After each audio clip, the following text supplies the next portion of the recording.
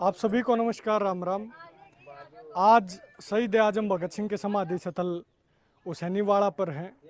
दो देशों के बीच में पवित्र स्थान जहाँ शहीद भगत सिंह, सुखदेव, राजगुरु बटुकेश्वर दत्त की समाधि है और साथ ही भगत सिंह की माता विद्यावती कौर की समाधि है।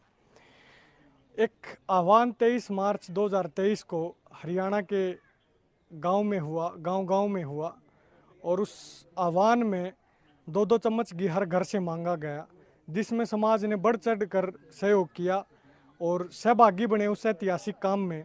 जो ऐतिहासिक काम जनता सरकार मोर्चे के साथियों ने, एक परमात्मा ने उनको निमित्त बनाया मोर्चे के साथियों को यह काम करने के लिए। हम हर उस व्यक्ति का धन्यवाद करते हैं जिन्होंने 2-2 चम्मच घी की आहुति दी और गोवाना कार्यक्रम का हिस्सा बने। और उसके साथ ही 13 अप्रैल को जो देसी घी की जोत जली आप सभी के सहयोग से, वो देसी घी की जोत इस टेम्परेरी स्ट्रक्चर के ऊपर जली थी। ये टेम्परेरी स्ट्रक्चर आप देख सकते हैं और यह टेम्परेरी जोत उसी समय से आज तक जल रही है। और उसके बीच में जो हमारे लगातार प्रयास हुए, हमारी एडमिनिस्ट्रेशन से बात हुई, हम यात्रा के रूप में शहीद सम्मान यात्रा के रूप में हम यात्रा लेकर आए। हमने प्रयास किए कि एडमिनिस्ट्रेशन से हमें लिखित में परमिशन मिले यहाँ की, और लिखित में परमिशन मिलने के बाद ये काम परमानेंट हो जाए।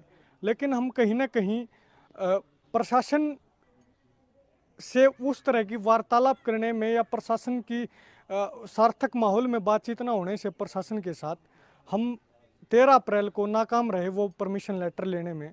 लेकिन हम बड़े दुविधा में थे कि समाज को हमने अपना कमिटमेंट दे दिया, कि विश्वास दे दिया हम ये काम करेंगे, और यहाँ में परमिशन नहीं मिल रही थी।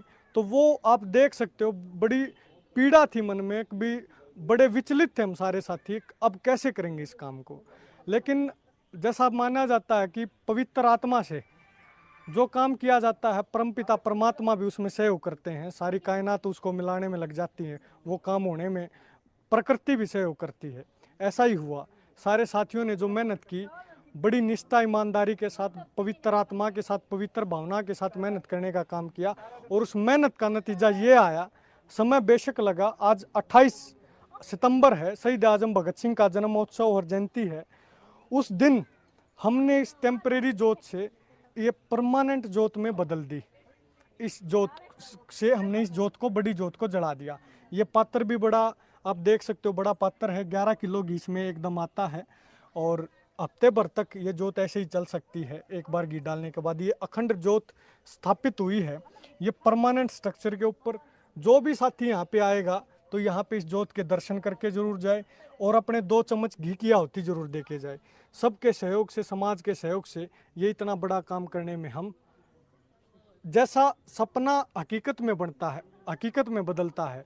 कॉलेज यूनिवर्सिटियों में साथियों के साथ, अपने सीनियर भाइयों के साथ, नेताओं के साथ जब हम डिस्कशन करते थे तो इस तरह की बात आती थी कि एक ऐसा काम भी होना चाहिए कि एलपीजी गैस से जो जोतें जलती हैं शहीदों के सम्मान में, एलपीजी से हटके देसी घी की जोत जलनी चाहिए, क्योंकि जोत का मतलब देसी घी से होता है और समाज इतना घी इकट्ठा कर सकता है, दे सकता है।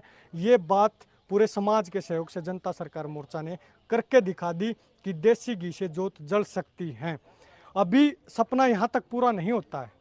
हम ऐसा समझते हैं कि असली सम्मान देसी घी से दिया जाता है, लेकिन राजनीति को आज भी ये लगता है कि जो सम्मान है वो एलपीजी गैस से है। इस जोत को हम चाहेंगे यहाँ से, वो जो समाधि स्थल बन रखा वहाँ पे एलपीजी गैस की जगह जब ये जोत चली जाएगी, जब वो असली दिन होगा, एक नई व्यवस्था बनेगी। और उसके साथ साथ एक बड़ी चीज़ जो हम सोचते हैं कि तब तक वो नहीं होगी जब तक काम नहीं चलेगा, और कोई लोगों को ऐसा लगता है कि जोत जलाने से क्या होगा, उनको जगह देना हमारा मात्र लक्ष्य नहीं है कि समाधि स्थल पे जोत जगा दी। हमारा लक्ष्य है, जो इन 3 मूर्तियों को आप देख सकते हैं, इन 3 मूर्तियों ने इस देश को हिंदुस्तान, भारत बनाने के लिए अपने जान की कुर्बानी दी, सर्वोच्च बलिदान देने का काम किया।